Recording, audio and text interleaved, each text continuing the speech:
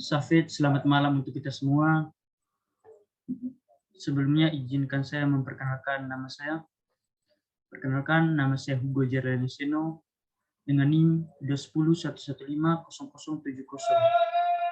Saya mahasiswa dari Prodi Penjaskesrek Universitas Nusa Tenggara Kupang. Baik, di video kali ini saya akan menjelaskan tentang materi. Yang pertama itu proses belajar gerak. Baik, untuk mempersingkat waktu kita masuk ke materi yang pertama.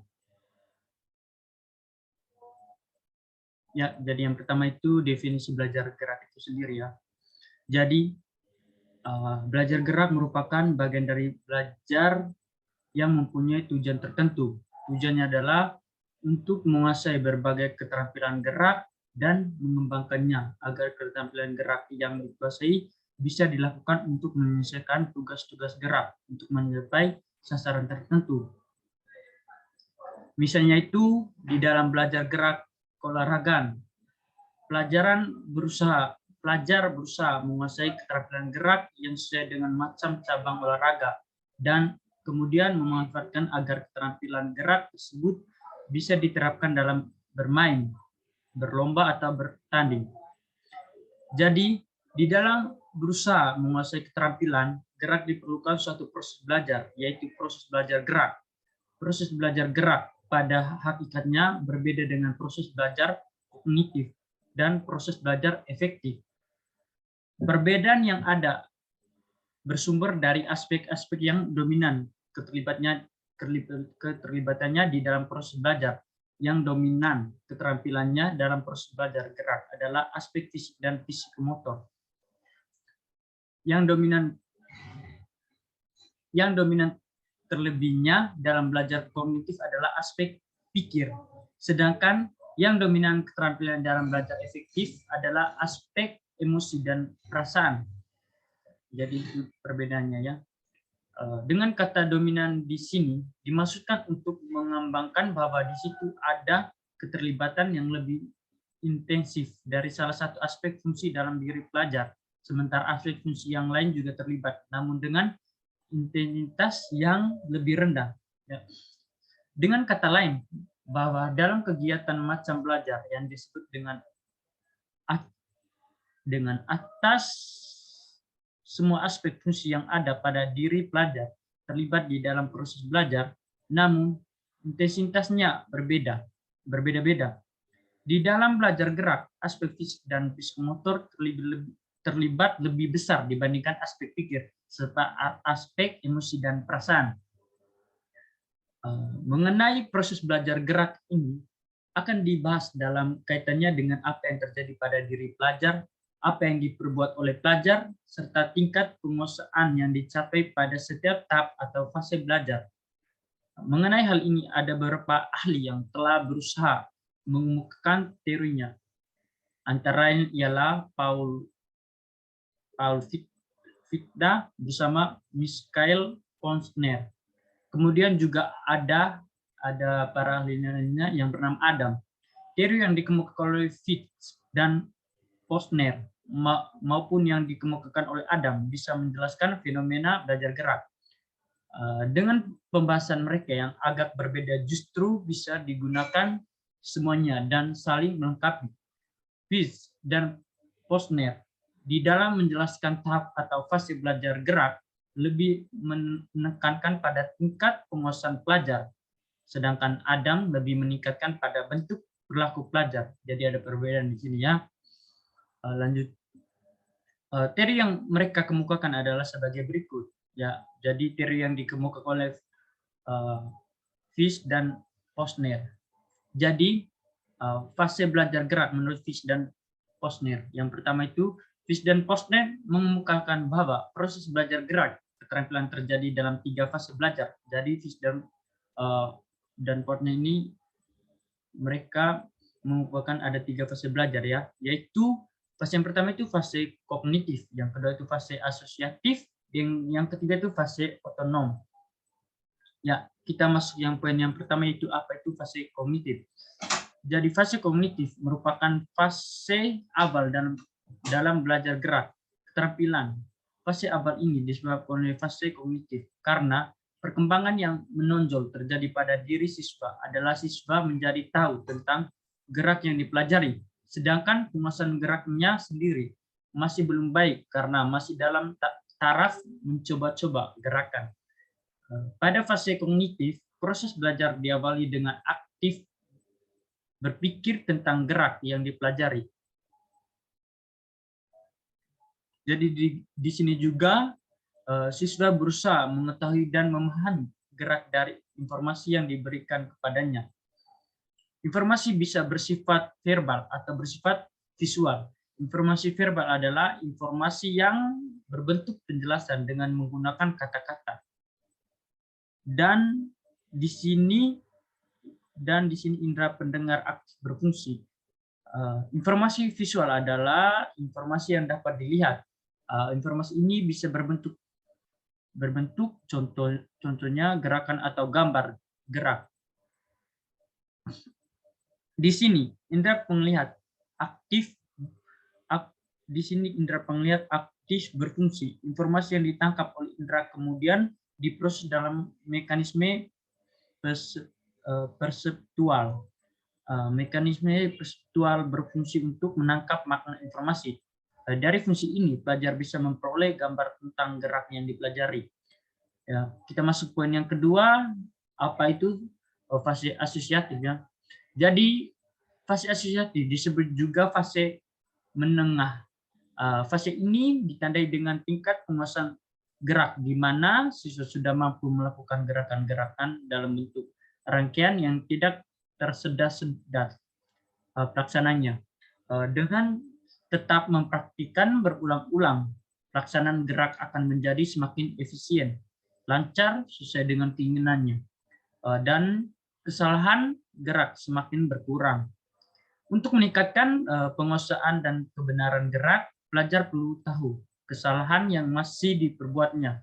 Dari ketahuannya tentang kesalahan gerak yang dilakukan, pelajar perlu menggerakkan perhatiannya untuk membentukkan selama mempraktikkan berulang-ulang.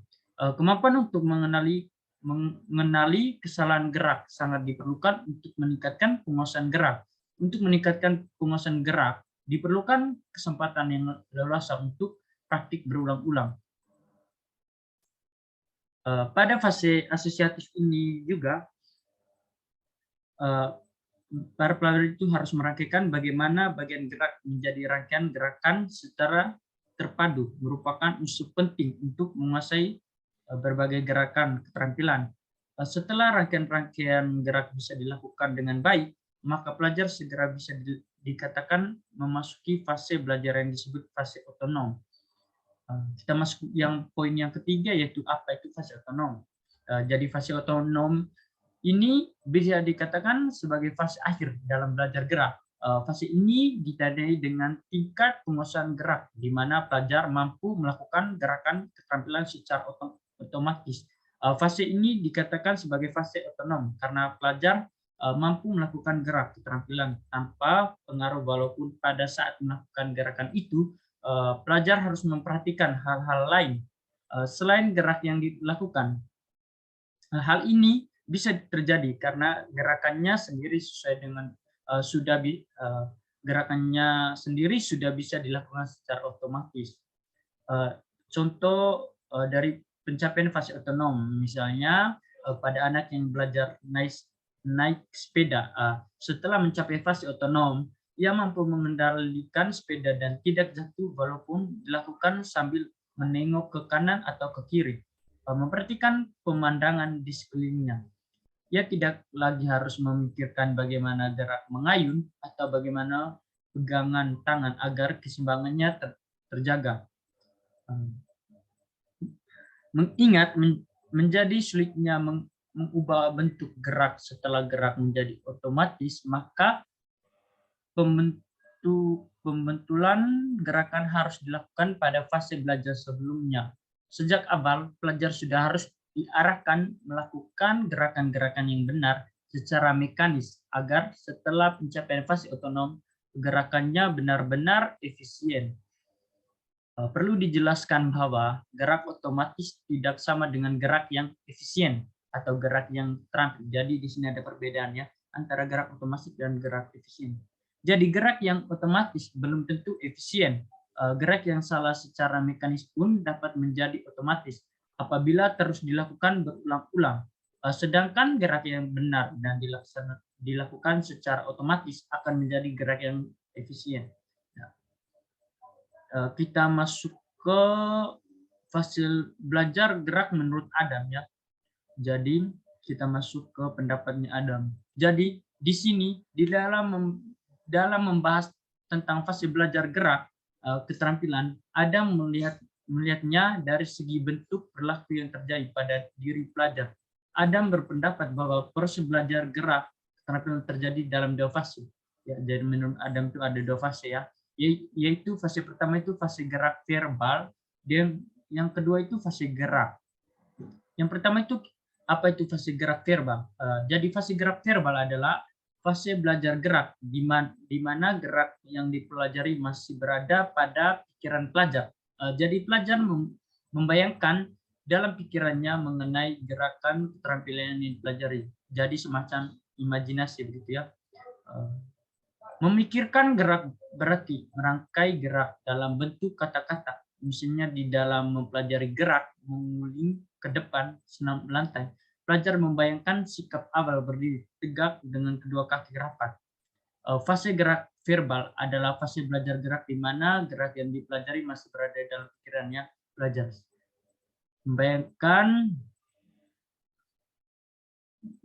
Membayangkan dan pikirannya mengenai gerakan karena jadi itu tadi ya, semacam imajinasi gitu. Jadi gerakannya diawali dengan membubuhkan badan, kemudian kedua tangan menutup pada matras dengan jarak selebar bahu dan seterusnya. Jadi ini imajinasinya tadi ya dari siswa sebelum melakukan senam lantai menggulingnya. Dengan menggunakan rangkaian kata-kata itulah sebenarnya proses berpikir tentang gerakan bisa dilakukan. Gerak yang dipikirkan itu kemudian diwujudkan dalam gerak tubuh secara nyata.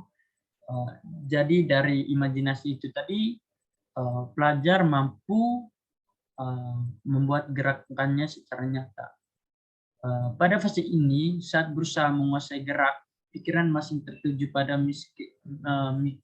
memikirkan gerak apa harus dilakukan dalam bagaimana melakukannya dengan benar. Gerakan belum bisa dilakukan dengan benar dan lancar karena itu yang dipelajar masih harus berpikir mengenai gerakan itu sendiri. Dengan demikian bisa dikatakan bahwa pada fase gerak verbal antara aktivitas melakukan gerak dengan aktivitas berpikir tentang gerak yang harus dilakukan berlangsung bersama-sama. Kita masuk poin yang kedua, apa itu fase gerak? Jadi mengenai fase gerak sendiri merupakan kelanjutan dari fase gerak verbal. Pada fase gerak ini, karena penguasaan gerak sudah baik, maka pada saat melakukan gerak seolah-olah tidak memikirkan lagi gerakan yang sedang dilakukan. Di sini seolah-olah antara aktivitas gerak tubuh dengan aktivitas berpikir bisa dipisahkan.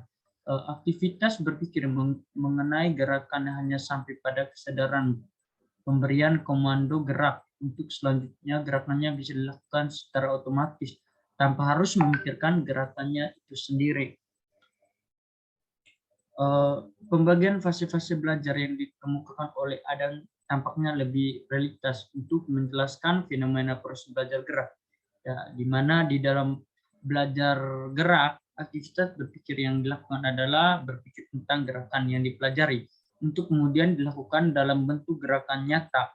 Jadi aktivitas berpikir yang dilakukan oleh pelajar tidak bisa dari satu fase tersendiri seperti halnya yang dikemukakan oleh Fish dan Posner. Namun bagaimanapun baik teori yang dikemukakan oleh Fish dan Posner maupun yang dikemukakan oleh Adam, keduanya tampak berguna untuk menjelaskan fenomena proses belajar gerak.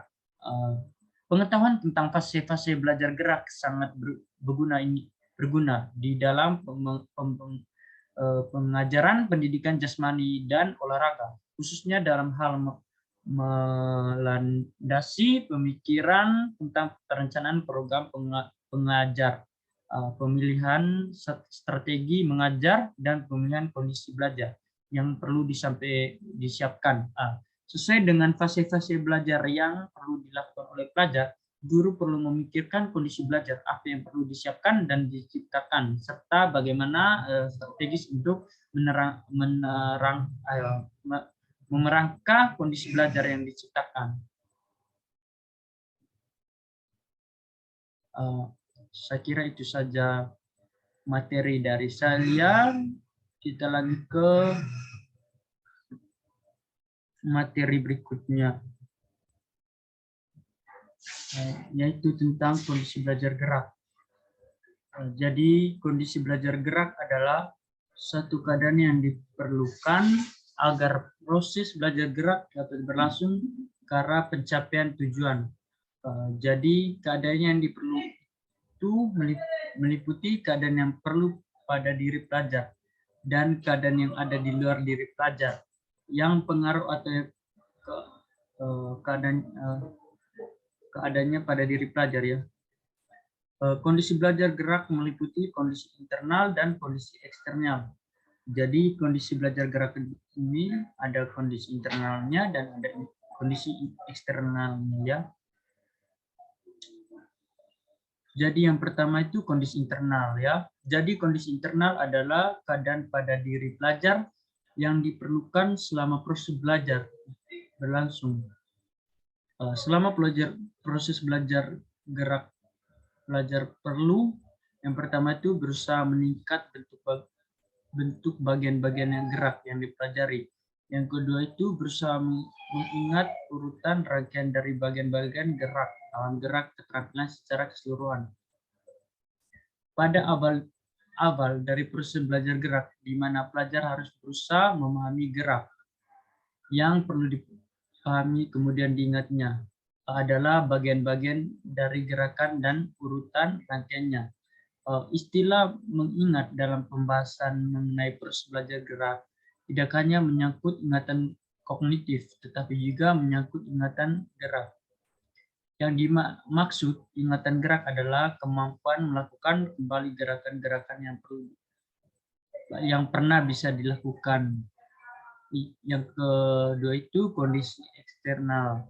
Jadi kondisi eksternal sendiri adalah keadaan di luar diri pelajar yang mempengaruhi proses belajarnya. Kondisi eksternal ini sangat utama dalam belajar gerak adalah berbentuk stimulus yang diperoleh guru atau pelatih. Stimulus tersebut diberikan dalam bentuk yang pertama itu pemberian penjelasan gerak. Jadi pemberian penjelasan mengenai gerak atau disebut juga sajian instruksi verbal perlu diperhatikan oleh guru secara singkat dan jelas dengan menggunakan kata-kata yang sederhana agar mudah dimengerti. Jadi hal-hal penting yang perlu dijelaskan adalah mengenai unsur-unsur bentuk gerak dan kunci cara melakukannya dan unsur urutan gerak yang seharusnya dilakukan. Yang kedua itu pemberian contoh gerak. Jadi dalam pemberian contoh gerak ini merupakan rangkaian dari pemberian penjelasan gerakan. Jadi pemberian contoh gerakan memberikan gambarannya yang jelas mengenai apa dan bagaimana gerakan seharusnya dilakukan. Jadi contoh gerakan sebagai model yang akan ditiru oleh pelajar seharusnya dilakukan dengan benar dan diulang-ulang berapa kali untuk memberi kesempatan memahaminya. Jadi guru harus mencontoh gerakan berulang-ulangnya supaya pelajar bisa memahaminya. Apabila gerakan cukup rumit, hendaknya ditunjukkan unsur-unsur pokoknya dan kunci-kunci gerakan yang bisa mempermudah gerakan. Jadi itu jika gerakannya cukup rumit, gimana guru harus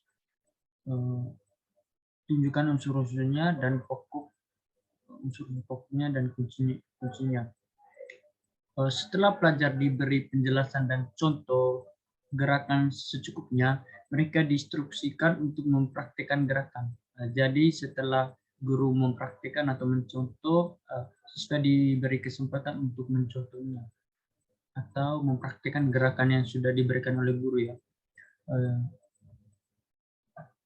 Mempraktikkan gerakan merupakan kegiatan utama yang meliputi aktivitas fisik. Pelajar harus melakukan berulang-ulang gerakan yang dipraktikkan pada awal mempraktikkan gerakan yang baru. Pelajar kadang mengalami kesulitan, tetapi dengan mempraktikkan berulang-ulang, kesulitan akan berkurang dan penguasaan gerak semakin meningkat. Meningkatnya penguasaan gerak, keterampilan biasa ditandai berdasarkan indikator-indikator, di mana indikator-indikator yang pertama itu prinsip pengaturan giliran, yang kedua itu gerakan semakin terkontrol sesuai dengan kemauannya, yang ketiga itu kesalahannya gerakan makin berkurang, yang keempat itu penampilan terbaiknya bisa dicapai semakin konsisten. Jadi agar peningkatan penguasaan keterampilan gerak bisa dicapai secara optimal, perlu dilakukan pengaturan kondisi praktik yang baik melalui pemberian instruksi yang tepat. Jadi itu saja materi yang bisa saya jelaskan. Semoga video ini bermanfaat bagi teman-teman yang menontonnya. Sekian dan terima kasih. Salam, selamat malam untuk kita semua.